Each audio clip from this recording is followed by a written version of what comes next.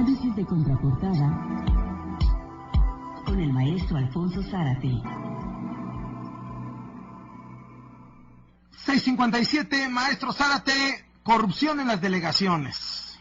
Sí, Carlos, yo creo que lo que hemos vivido por lustros, esa disputa tan ruda y tan costosa por una jefatura delegacional, la manera en que las tribus, por ejemplo, del PRD se pelean la candidatura y luego la manera en que se disputan las jefaturas delegacionales, parece sorprendernos porque es difícil entender que puedan utilizarse tantos recursos para ganar una posición que percibe un ingreso, digamos, de unos 70, 80 mil pesos mensuales, y sin embargo sabemos que se pelean palmo a palmo y con una extraordinaria rudeza. Y yo creo que entre los contendientes por una jefatura delegacional, quizá con algunas excepciones, como la de Xóchitl Gálvez, pero en términos generales quienes compiten no tienen un espíritu de servicio a la comunidad, ni el interés de contribuir al ordenamiento urbano o a la humanización de los espacios públicos o a la atención de los problemas más urgentes de la gente. Nada de eso. Se trata más bien de controlar un botín que incluye el presupuesto delegacional. En el caso, por ejemplo, de la delegación Cuauhtémoc, un presupuesto de 2.622 millones, y lo que esto implica, la posibilidad de asignar los contratos mediante arreglos con los proveedores, la contratación de parientes y amigos como aviadores, es decir, que cobran por cargos que no desempeñan. Pero desde luego todo esto va más allá, porque otro de los renglores más lucrativos está en la calle y le permite a los funcionarios delegacionales en solo 3 años amasar fortunas. Los negocios son incontables. Nada o casi nada queda fuera de las ganancias que deja la PPN en las calles. Por poner un ejemplo, el área de limpia. Hace muchos años que dejó de ser un servicio público.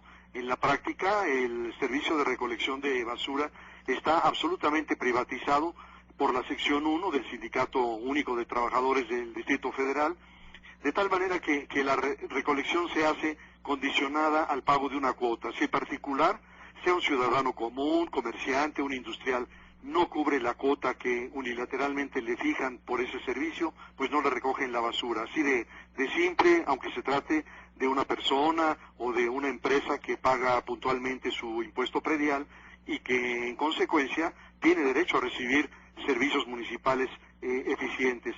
Todo es negocio alrededor de los desperdicios, empezando, Carlos, por la asignación de las rutas, es decir, se paga por la asignación de las rutas para los camiones, porque no es lo mismo cubrir, por ejemplo, una colonia popular donde lo que se recoge es casi todo desperdicio, que una colonia de clase alta, digamos Las Lomas, donde pueden recibir muebles en buen estado, o una zona industrial en la que recogen cartón, fierros, plásticos, es decir, productos que tienen un valor en el reciclaje. Por no hablar de quienes controlan los tiraderos que logran amasar enormes fortunas, como fue el caso de Rafael Gutiérrez Moreno, el llamado rey de la basura, que en 1987 fue asesinado por una de sus mujeres.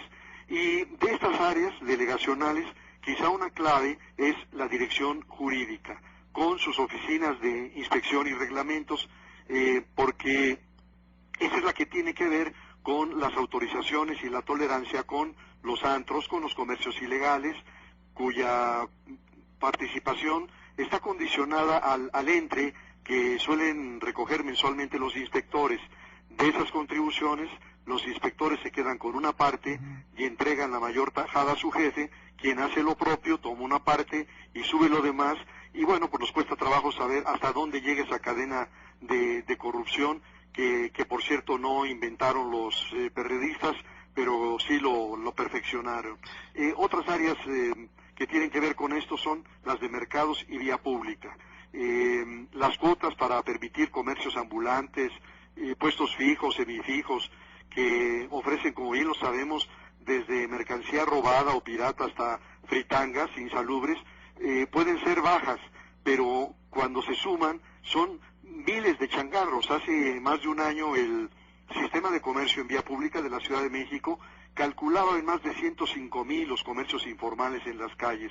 De estos, más de 17,000 solo en la delegación Cuauhtémoc. Así que el desorden que observamos en calles y banquetas de la ciudad solo es explicable por una inmensa corrupción que les permite operar y que establece cuotas que varían de acuerdo a la zona y de acuerdo a la naturaleza del puesto.